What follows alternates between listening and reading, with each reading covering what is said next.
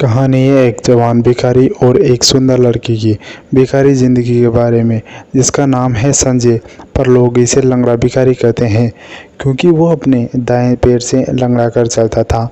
मैले कुचले कपड़े, घनी दाढ़ी, लंबे और उजले हुए बाल, चेहरा बिल्कुल काला, जिसे उसके ना जाने कितने समय में से नहीं धोया। शहर के बीचों बीच बने रेलवे स्टेशन की पटरी से लगी हुई सुखी झोपड़ी की कॉलोनी में वो रहता था। महीने के 1200 देकर दिन भर में जो भी वो भीख मांग कर कमाता, उसके दारू पीता, जुआ खेलता, कभी रंडियों के पीछे भी जाता, तो पूरी दिन चिलचिलाती धूप से सड़कों पर, रेड लाइट पर, ऑफिस के बाहर भीख मांगता रहता था। कोई उसको खाने के लिए देता और कोई उसको पैसे देकर उसकी मदद करता। ऐसे ही चलता रहती थी जिंदगी। उसकी जिंदगी एक दिन एक हादसे ने बदल ही दी। रात का समय था, लगभग 2 बजे थे। संजय अपनी भीख से इकट्ठे हुए पैसे को शराब और चिकन में उड़ाकर अपनी झोंपड़ी की तरफ जा रहा था कि अचानक उसने देखा कि एक तेज रफ्तार से आती हुई कार सड़क के बीचों बीच बने हुए डिवाइडर से जा टकराई और बीच की रेलिंग तोड़ती हुई एक जगह पर जा रुक गई। संजय का सारा नशा हवा हो गया और कार की तरफ भागने लगा कि अचानक उसे एक लड़की की चीखने की आवाज़ आई। कार का अगला दरवाज़ा खुला और उसमें से एक लड़की, जो बुरी तरह से लहूलुहान थी, वो निकली और उससे पीछे एक मोटा सा आदमी भी निकला, जिससे सिर से वो भी हल्का खून निकल रहा था। उस मोटे आदमी ने लड़की की टांग पकड़ी और उसका सलवार पकड़ा। ढंग से अपना बचाव भी न कर पा रही थी। गंगू समझ गया कि वो मोटा आदमी उसका रेप करने वाला है और वह रेप शब्द उसके जहन में आते ही उसका खून खौलने लगा और वह पागलों की तरह भागता हुआ उस तरफ आ गया। उसे एक्सीडेंट की वजह से टूटे हुए डिवाइडर के लोहे का सरिया उठाकर और खींचकर उसने एक जोरदार प्रहार उस मोटे के आदमी के ऊपर कर दिया। वो पहले ही जख्मी था, इस वार से वह तिलमिला उठा, उस लड़की की खून से लिपट गई थी। उसके एक नज़र भिखारी को देखा और फिर वो बेहोश के वो आगोश में डूबती चली गई। मोटे आदमी ने जब देखा कि भिखारी उसे मारने के लिए फिर से अपना हाथ उठा रहा है, तो वह अपनी कार पे बैठ गया और भाग खड़ा हुआ। पीछे रहकर वो लड़की, जिसे सिर से काफ़ी खून निकल रहा था, उसके आसपास देखा। सड़क के किनारे एक रिक्शे वाला सो रहा था। वो जल्दी से उसे जगाया और पहले तो उसने एक्सीडेंट वाला केस समझकर मना कर दिया, पर संजय ने अपनी रुद्र रूप दिखाकर उसे डराया तो वो मान गया और संजय ने उस लड़की को उठाकर रिक्शे पर लादा और हॉस्पिटल ले गया। सरकारी अस्पताल था, इसलिए ज़्यादा पूछताछ नहीं हुई। लड़की को फर्स्ट एड देकर एक कमरे में पहुंचा दिया। संजय भी उसके साथ ही था। अगली सुबह जब उसको होश आया तो डॉक्टर ने उसकी जांच की, उसके बारे में पूछा, पर वो चुपचाप लेटी रही, किसी भी बात का जवाब नहीं दिया। उसने बस अपनी आंखों शून्य में घुमाती रही। डॉक्टर ने संजय को अपनी केबिन में बुलाकर, डॉक्टर, तुम कौन हो इस लड़की के?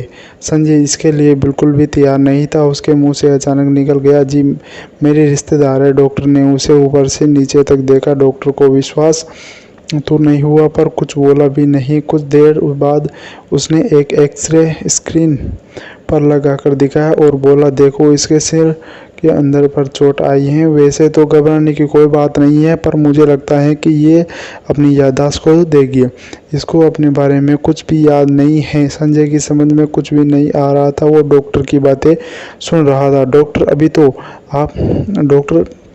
अभी तो आप इसको घर ले जा सकते हो, पर इसको पट्टियाँ करवाने के लिए, चेकअप के लिए हर 2 दिन बाद आना होगा।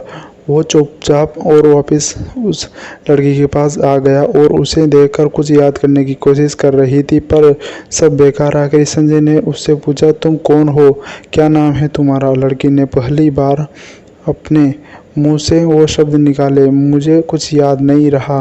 मेरा नाम क्या है, मुझे याद नहीं रहा। और इतना कहकर वो अपने सिर पकड़ कर रोने लगी। शायद उसे दर्द हो रहा था। संजय उठकर उसके पास गया और उसे चुपचाप कराया।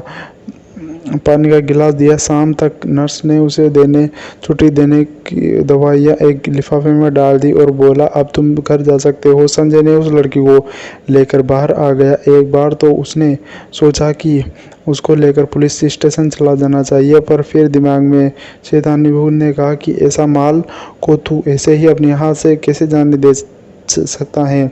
ये चल, इसको अपने घर और मजे ले इसके साथ। और फिर संजय ने अब मन ही मन निश्चय कर लिया और उसके लेकर अपने साथ चल पड़ा और जहाँ रहता था उस झोपड़ी के पास जाता था। दूसरे भिखारियों की झोपड़ियाँ थी जो अपने सिर और पैरों पर नकली पट्टियाँ लगाकर सहानुभूति बटोरते और भीख मांगते थे। उसे लड़की की हालत भी कुछ ऐसी हो रही थी। अभी सिर पर पट्टी बंधी हुई थी, कपड़े मैले कुचले से हो रहे, सलवार की जगह पर पुराना सा पायजामा पहना हुआ था।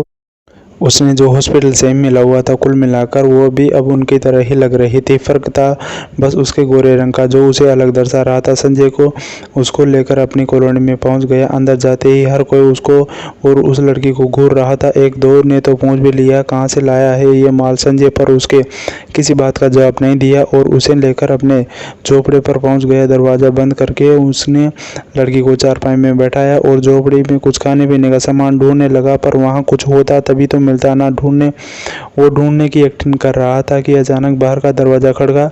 उसने जैसे ही दरवाज़ा खोला, बाहर लगी भीड़ को देखकर घबरा गया। बाहर कॉलोनी का ठेकेदार यानी कि मालिक खड़ा था और साथ में शायद पड़ोस के काफ़ी लोग भी खड़े थे। संजय, अरे सत्तू भाई, आप कहिए। सत्तू, मैंने सुना है कि तेरे साथ एक लड़की है, यह देखने में भी सुंदर है और इन लोगों का कहना है कि तू उसके कहीं से उठा कर लाया है। बोल, क्या बात है? मुझे अपनी जगह पर कोई पंगा नहीं चाहिए। संजय, अरे नहीं सत्तू भाई, ऐसा कुछ नहीं है। ये लड़की तो मेरी जोरू है, कल ही गांव से आई है। रास्ते में एक्सीडेंट हो गया था इसलिए अस्पताल ले गया था। आज ही छुट्टी हुई है। ये देखो अस्पताल का पर्चा। उसने अपनी जेब से हॉस्पिटल का पर्चा दिखाया। अभी वो लड़की अचानक बाहर निकल आई। उसने चेहरे पर कोई भी घाव नहीं था। वो सब लोगों को टटकती लगाकर देख रही थी। सत्तू ने उस लड़की से पूछा, ये तेरा मर्द है ना? बोल। कुछ देर तक उसने देखते ही रहने के बाद उस लड़की ने अपना सिर हाँ में हिला दिया। उन सभी के साथ साथ संजय भी हैरान हो गया कि आखिर उस लड़की ने ये हाँ क्यों किया।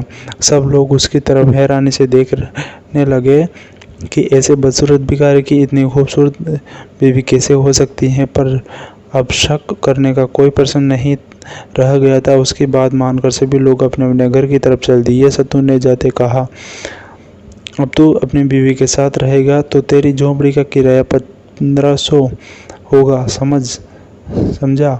गंगू ने हाँ इसमें सिर हिला दिया और उसके बाद सत्तू वहाँ से चला गया। संजय ने दरवाज़ा फिर से बंद कर दिया और उस लड़की के सामने जाकर बैठ गया और अपने प्रश्नों की बौछार कर दी कि उसने उस पर। संजय बता मुझे, कौन है तू? कहाँ रहने वाली है? वो आदमी कौन था तेरे साथ कार में जो तेरे साथ ज़बरदस्ती कर रहा था? वो बोल। और तूने इनके सामने मेरे झूठ का साथ क्यों दिया? लड़की हैरान में से उसकी तरफ देखे जा रही थी, मानो को समझ नहीं पा रही थी हो क्या रहा है। उसके बाद उसने थोड़ी देर बाद सब सुबकना शुरू कर दिया और बोली, मुझे नहीं पता, मुझे कुछ याद नहीं है। मेरा नाम क्या है मुझे नहीं पता। वो तुमने हॉस्पिटल से मेरा इतना ध्यान रखा, मुझे घर ले आए, इसलिए मुझे लगा कि तुम मेरे पति हो, इसलिए सबके सामने मैंने कहा। कुछ देर बाद वो बोली, तुम ऐसे बोल रहे हो क्या? तुम मेरे पति नहीं हो? बोलो। संजय की समझ में आ गया कि उसे कुछ भी याद नहीं है। वो बेकार में ही उस पर गुस्सा हो रहा था। वो बाहर निकल गया और कुछ देर में खाना पीने का सामान लेकर आया और दोनों ने मिलकर खाना खाया। खाना खाते खाते हुए संजय उसके शरीर को घूर कर देखने लगा। उसका मासूम सा चेहरा, गोरा बदन, मोटे, उसकी उम्र 23 साल के आसपास थी। बिल्कुल फिल्मी हीरोइन अमीषा पटेल जैसा चेहरा था। उसकी शादीशुदा तो नहीं थी, पर इतनी लड़की का बॉयफ्रेंड नहीं रहा होगा, इस पर गंगू को शक था। खाना खाने के बाद संजय बीड़ी पीने के लिए बाहर निकल गया। शाम का समय था, इसलिए कॉलोनी में काफ़ी रौनक थी। तभी संजय को ध्यान आया कि घर पर सोने का का तो कोई इंतज़ाम नहीं है, तो वो टूटी फूटी चारपाई पर सो जाता था। पर इस लड़की को उस पर नींद कैसे आएगी, और उसकी जगह लिए कपड़ों का इंतज़ाम करना होगा।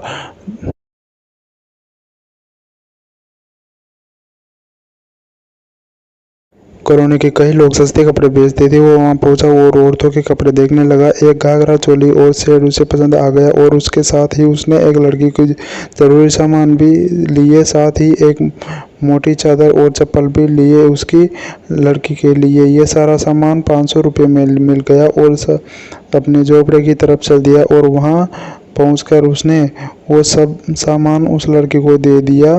तब वो अपने मुंह हाथ पैर धो चुकी थी और पहले ही साफ सुथरी दिख रही थी। वो फिर कपड़े को संजय ने चारपाई की चादर बदल दी और उस लड़की को कपड़े बदलने के लिए बोला। अब थी कठिन समय उसकी लड़की के लिए, क्योंकि संजय 8x8 की झोपड़ी पर कोई अलग से कपड़े बदलने के लिए जगह नहीं हुई थी। तो संजय तो चारपाई बिछाकर ऐसे लेट गया जैसे वो कोई शो देखने के लिए आया हो।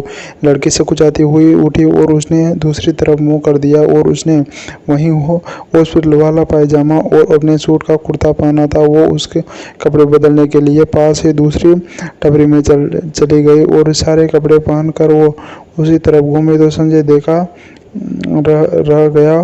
बहुत सुंदर लग रही थी इन कपड़ों में, वो बिल्कुल गांव की भोली दुल्हन की तरह। संजय ने यह कपड़ा कोने में रख दिया। कल इन्हें धोने के लिए चलेंगे नदी किनारे। उसने उन्हें उठाया और कोने में रख दिया। रखते हुए उसके हाथ में जैसे ही वो बोली, सारे कपड़े उठाकर कोने में रख दिए। अब समय था सोने का। वो तो खुद ही अपने आप को संजय की पत्नी समझ रही थी, इसलिए संजय ने सोचा कि आज की रात वो उसके साथ सोएगा। संजय ने चारपाई पर बिछा हुआ बिस्तर जमीन पर नीचे बिछा दिया और उस पर नई चादर बिछाकर चादर को खड़ा कर दिया। बिस्तर पर लेटे हुए संजय बोला, चल आ जाओ सो जाते हैं। उस लड़की ने आंखों पर एक अजीब सा समय उतर आया। पता नहीं वो उसके मन में क्या चल रहा था, पर साफ था कि वह समझ चुकी थी संजय क्या करना चाहता है। फिर संजय की तरफ पीट करके साइड पर पोस्ट में लेट गई। इस मुलाकात और गद्दार सोफिया लड़की के दिल की धड़कन उसे साफ सुनाई दे रही थी। वो लड़की अपनी जगह पर लेटी हुई कसमसा रही थी। संजय को उस पर बहुत गुस्सा आया, पर उसे डर से कांपता हुआ देखकर वो उसे आंसुओं को देखते उसे एकदम से एहसास हुआ कि वो उसके साथ जबरदस्ती कर रहा हूँ। और अचानक उसने अपने चेहरे पर जोर से 2 थप्पड़ मारे और मन ही मन अपने आप को गालियाँ देने लगा कि क्यों वो उस लड़की की मजबूरी का फ़ायदा उठा रहा है। वो ऐसा कर सकता था, ऐसा कैसे कर सकता है बिना किसी रजामंदी के उसके साथ शारीरिक संबंध स्थापित कर रहा था। वो तो ऐसा बिल्कुल नहीं था। उसके नफरत थी कि ऐसे काम, और आज वो खुद अपने काम कर रहा था। ऐसा सोचने से वो फिर उसके एक जोरदार चांटा मारा और अपने मुंह पर वो लड़की को रोक चुपती हो सकता है। और वो लड़की उसे देखे जा रही थी जो अपने ही मुंह पर बुरी तरह से थप्पड़ मार रहा था। थोड़ी देर बाद संजय ने उस तरफ देखा और बोला, मुझे माफ़ कर दो, मैं बहक गया था। और उसने बिस्तर में से चारपाई पर लगाया और उस लड़की को वहां से सोने के लिए कहा और खुद एक कोने पर ऐसे ही नीचे जमीन पर सो गया। वो लड़की कुछ ही देर तक और वहां सो गई और दोनों ने मन में न जाने क्या चल रहा था। उसके बाद उन्होंने आपस में कोई बात नहीं की। सुबह जब 8 बजे उठा तो उसने नज़र चारपाई की तरफ गई। जो लड़की बेसुध सी सो रही थी, शायद उन दवाइयों का असर था जो उसके रात को ली थी, या फिर देर रात तक जागने की वजह से वो नींद में सो रही थी। अब तक वो नाश्ते का इंतजाम करने के लिए बाहर निकल गया और जब ऑफिस आया तो वो उठ चुकी थी और बेसब्री से उसका इंतजार कर रही थी। जैसे ही वो अंदर आया तो वो बोली, कहाँ चले गए थे? मुझे उठा तो दिया हुआ था। संजय नाश्ते का इंतजाम करने गया था, लेकिन उसने अपने साथ लाया हुआ नाश्ता उसे दिया और दोनों ने मिलकर खाया। अचानक वो लड़की धीरे से बोली, सुनो, वो रात वाली बात, दरअसल मुझे वो सब कुछ थोड़ा अजीब सा। संजय बीच में ही बोला, मैं समझ सकता हूँ कि तुम चिंता मत करो, आज के बाद ऐसा नहीं होगा, तुम्हें घबराने की कोई बात नहीं है। उस राहत सांस ली और फिर बोली, तुम्हारा नाम तो संजय है, पर मेरा नाम क्या है? गंगू। संजय कुछ ही देर तक सामान्य रहा और फिर बोला, सोनम। सोनम तुम्हारा नाम है? और वो लड़की बुदबुदाते हुए सोनम नाश्ता करने के लिए संजय ने उसे कहा कि चलो नदी किनारे चलते हैं, वो कपड़े भी धोने हैं, तुम चाहो तो नहा भी लेना और उसके बाद हॉस्पिटल चलेंगे। डॉक्टर साहब ने कहा था कि आज दिखाना। एक बार उसने हाँ में सिर हिला दिया और अपने कपड़े भी पोटली उठाकर उसके साथ नदी के किनारे चल दी और वह बहती हुई नदी उनकी कॉलोनी के पीछे की तरफ थी। जो झोपड़ी के कुछ लोग नहाते थे और अपने साफ कपड़े साफ करते थे। साफ का सुंदर था, इसलिए वहाँ काफी भीड़ थी। संजय को आता देखकर सभी की नजरें उसकी तरफ थी। वह सोनम को ही देख रहे थे, जैसे उसकी आंखों में खा जाए और संजय को अपनी तरफ में मिल रही अटेंशन से काफ़ी मज़ा आ रहा था। वो उसकी बीवी तो नहीं थी, इसलिए उसे कोई फ़र्क भी नहीं पड़ रहा था कि कोई उसे किसी नज़र से देख रहा है। और सोनम अपनी तरफ पड़ रहे अटेंशन से काफ़ी, जो आज कल की लड़कियां नौजवान हैं, ऐसे अटेंशन है उसके मुसीबत बन जाएगी। वह हर कोई खुले में नहा रहा था। औरतों को लड़कियों की लगभग सभी नहा रही थी और कोई तो बाहर कई औरतों के साथ मजे भी लिए। तो झोपड़पट्टियों में रहने वाले कुल मजे लेते हैं एक दूसरे में। सोनम बड़ी उत्सुकता से सभी को देख रही थी। तभी तक सोनम का उसका हाथ पकड़कर एक कोने की तरफ ले गया और ज़्यादा भीड़ नहीं थी और अपने कपड़े उतारकर नहाने लगा। सोनम ने पैजामा और टी शर्ट पहनी हुई थी, वो ऐसे ही पानी में उतर गई। वैसे देखा जाए तो हर बड़े इंसान के अंदर एक जानवर होता है जो हर वक्त सक्रिय रहता है। ये तो इंसान की इच्छा शक्ति के ऊपर ही है कि वो उस पर कब तक कंट्रोल रखता है। संजय की यही हालत थी। सोनम दुनिया से बेखबर अपने बदन पर साबुन लगाकर नहा रही थी। वो वहाँ नहा कर दूसरे मर्दों की भूखी नजरें उसके अंदर को छेद कर उसका रसपान कर रही थी। संजय भी सब देख रहा था, उसकी नजरें सभी सोनम की तरफ गंदी नजर देख रहा था। तभी सोनम ने पीछे से एक सुरीली आवाज आई, अब वो संजय हमें भूल ही जाएगा। उसने तुरंत घूम कर देखा, वहाँ किरण खड़ी हुई थी, जिसे प्यार से सभी लोग जो कहते हैं। वो उसकी कॉलोनी की सबसे हसीन औरत में से एक है। वो उसका अपाहिज पति की संजय की तरह है, सड़कों पर भीख मांगता था। उसका एक हाथ नहीं था और रज्जो बाजार में मछली बेचती थी। उसका मछली बेचने का तरीका, बाजार में सबसे पहले मछली बिक जाती। संजय के साथ उसका चक्कर भी चल रहा था। रात के समय संजय कई बार उसकी झोपड़ी में जाकर उसे बेवफा पति शराब के नशे में सो रहा होता है तो संजय उसे बगल में लेटकर ही उसकी बीवी के साथ सो रहा होता है। तो यह चक्कर सिर्फ रज्जो के साथ ही नहीं था, बल्कि कॉलोनी के कई लड़कियों को और औरतों के साथ परेशान थी। संजय रज्जो की तरफ पलटा और बोला, मुझे कैसे भूल जाओगे? तुझे कैसे भूल? घर की दाल के आगे तेरी फिसकरी तो कमाल की लगेगी। रज्जो ने आंखें चमकाकर सोनम की तरफ देखा और बोली, घर की दाल तो नहीं लगती, बहुत मिर्च मसाला भरा हुआ है इसके अंदर, देख जरा, सारे कॉलोनी के कुत्ते इसको घूर रहे हैं। संजय सस्ते हुए बोला, अब कुत्तों को घूरने से कौन रोक सकता है? सोनम ध्यान अभी तक उसकी तरफ नहीं था। यह देखकर रज्जो गुस्सा हो गई और पास ही पड़ी हुई एक बड़ी ही चट्टान के पीछे तरफ चली गई। संजय उसका इशारा समझ गया। वो पहले भी कई बार उस चट्टान के पीछे उसके जा चुका था, पर उसे आज नेहा की चिंता थी। उसके एक नज़र उसकी तरफ देखा, लेकिन वो फिर चट्टान के पीछे तक चल दिया और संजय को वहां ना पाकर अचानक ही 3-4 आदमी ने वहां पास में मंडराने लगे। उसमें से एक था कॉलोनी का गुंडे किस्म का आदमी शेरा सिंह, जो शायद अंडरवर्ल्ड के लिए काम करता था, इसलिए सभी उसमें डर कर काम करते थे। उसके पास एक पिस्टल भी थी जो अपनी शर्ट के नीचे छिपा कर रखता था। दूसरी तरफ संजय जैसे ही चट्टान के पीछे पहुंचा, रज्जो ने उसके बैल की तरफ दूसरी तरफ शेरा सिंह बिल्कुल पास गया। सोनम की और उसके गोरे सर को देखकर उसकी आंखें लाल सुर्ख हो चुकी थी। वो नहाने के बहाने इधर उधर डुबकी लगा था, सोनम के आसपास जाकर निकलता। यहाँ भी थोड़ा विचलित लग रही थी। उसके शायद ऐसी परिस्थिति के बारे में सोचा नहीं था, शायद जानती नहीं थी कि इनसे कैसे निपटा जाता है। और मेरा का तो 2 बार झगड़ा हो चुका था। पल ही भूरी अपनी बदमाशी चलता था। पूरी कॉलोनी में सिर्फ संजय ही एक ऐसा शख्स था जो उसे डरता नहीं था, इसलिए दोनों में ठनी हुई रहती थी हमेशा। भूरे वहां पर कोई सदा खड़ा नहीं करना चाहता था, इसलिए अपने दोस्तों के साथ वहां से निकल गया। संजय जब सोनम के पास पहुंचा तो उसने लाल चेहरे को देखकर बोला, क्या हुआ, तुम ठीक हो ना? वो अपनी मूर्ख आंखों से उसे देखती रह गई पर कुछ बोले नहीं। थोड़ी देर बाद दोनों घर की तरफ चल दिए। गंगू कुछ खाने का सामान लेने के लिए बाहर निकल गया। नाश्ता करने के लिए गंगू जैसे ही बाहर जाने के लिए निकलने लगा तो नेहा उसे बोली कि कहाँ जा रहे हो? संजय बोले, मैंने तुम्हारे बताया था कि हम अपने काम के बारे में, बस वहीं जा रहा हूँ भीख मांगने।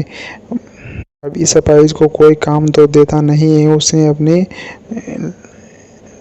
उंगली टांग की तरह इशारा करते हुए कहा कि सोनम बोली, मैं भी चलूंगी तुम्हारे साथ। संजय उसकी तरफ हैरानी से देखने लगा और बोला, तुम क्या करोगी? मैं तुम्हारे काम नहीं है।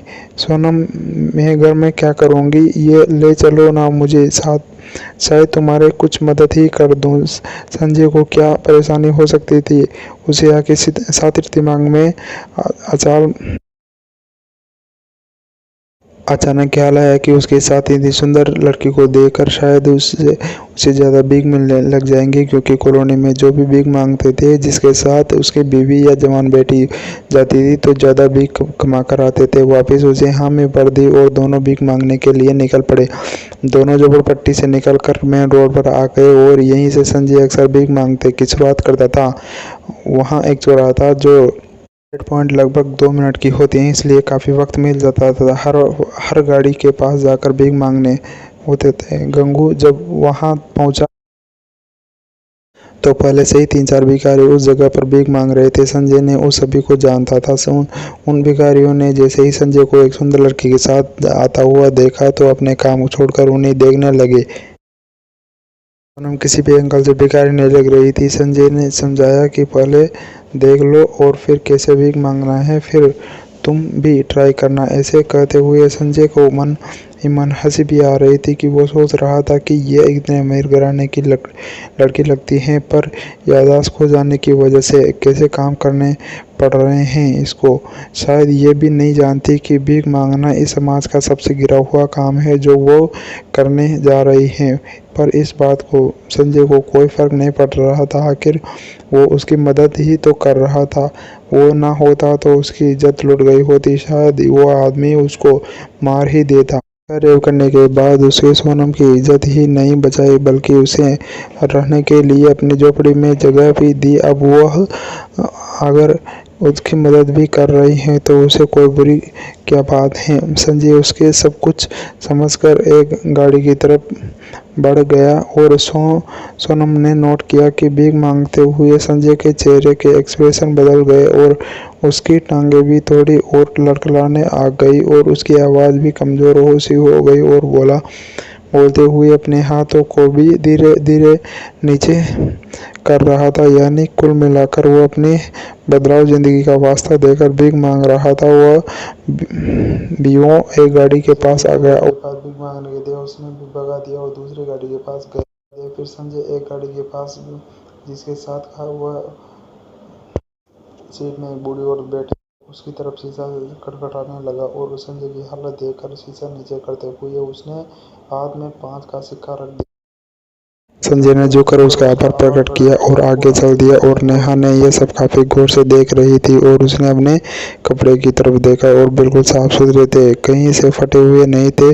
उसका चेहरा भी दूसरे भिखारियों की तरह गंदा नहीं था, पर एक चीज थी उसके पास, उसका हुस्न, जिसको देखकर सुबह से न जाने कितने लोग लात टपका रहे थे। उसने इस बात का अंदाजा तो ही लगा चुकी थी। इस इंसान की गंदी नज़र उसके गोरे जिस्म पर लगी हुई थी।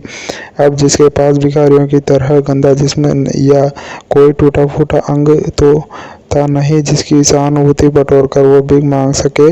जो कुछ भी था उसका जिस्म था। संजय ने एक कार के पास पहुंचा जिसको एक मोटा सा आदमी बैठा हुआ था, सिगरेट पी रहा था।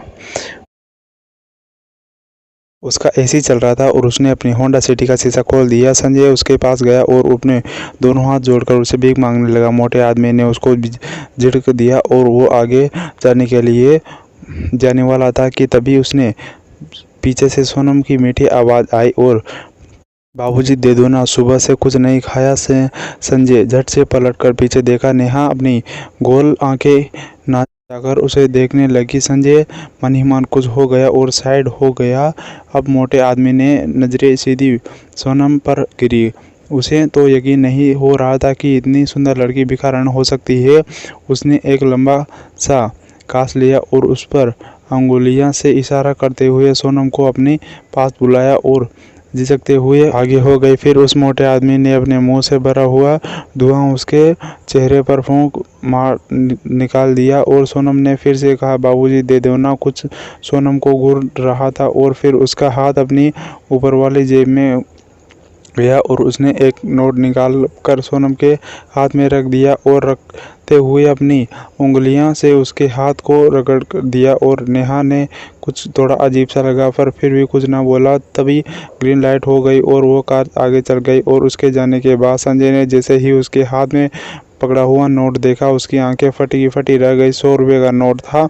इस इतने पैसे भीख में मिलना हर किसी का किस्मत भी नहीं होता। वो खुशी में फूला नहीं समा रहा था। सोनम की पहली भीख की कमाई के लिए उसने उसे शाबाशी दी और फिर दोनों मिलकर दूसरी तरफ के सिग्नल पर जाकर भीख मांगने लगे। अगले 2 घंटे में ही उन्होंने लगभग 800 रुपये कमा लिए। नेहा को देखकर कोई भी भीख दे देता, कोई 10 देता तो कोई 20 और कोई 50। गंगू के लिए आज का दिन काफ़ी अच्छा था। दोनों ने अपने पैसे समेटे और रोड से निकलकर मार्केट की तरफ चली गई। दोपहर का टाइम होने लगा था। दोनों को भूख लग रही थी। मार्केट में रेहाड़ी वाला आलू पूरी बेच रहा था। सोनम और संजय ने वहीं बेचकर आलू पूरी खाए और संजय जब भी खुश होता तो यहीं आकर खाना खाया करता था, नहीं तो दोपहर में भूखा ही रह लेता था।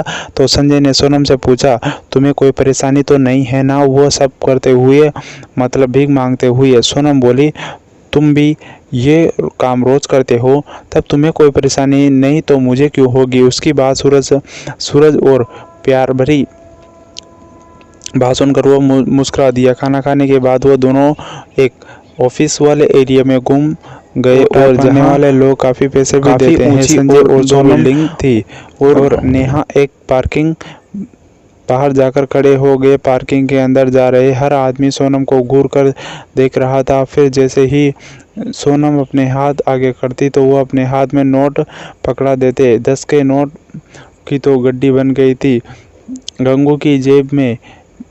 शाम तक कोई काफ़ी पैसे इकट्ठे कर लिए और फिर जब अंधेरे होने लगा तो दोनों वापस अपने झोपड़े की तरफ चल दिए। जाते हुए गंगू मार्केट में उसकी तरफ मच्छी बेच और जब रही थी। संजय को अपनी तरफ आकर देखा, बहुत वो खुश हो गई। रज्जू आओ संजय, अब वो तुम्हारी बीवी आ गई हैं, घर में बनाना शुरू कर दे अब तो खाना बोल कितने दूं? संजय ने एक नज़र नेहा की तरफ देखा और फिर झुकते रज्जू के सामने बैठ गया और बोला, मन ही तो कर रहा है कि सब कुछ उठाकर ले जाऊं यहाँ से, पर अभी के लिए तो ये तोल, बस यही तोल दे। संजू ने एक बड़ी सी मछली उठाकर उसे दे दी। जब रज्जू तोड़ रही थी तो संजू पूछा, आज रात आ जाइयो मेरे झोपड़े में। रज्जू हैरान थी कि वो अपनी पत्नी के होते हुए भी क्यों उसे अपने झोपड़े में बुला रहा है। क्या उसे डर न लगता? उसकी पत्नी को पता चल गया तो क्या होगा? फिर उसे सोचा, पता चलता है तो चलने दो।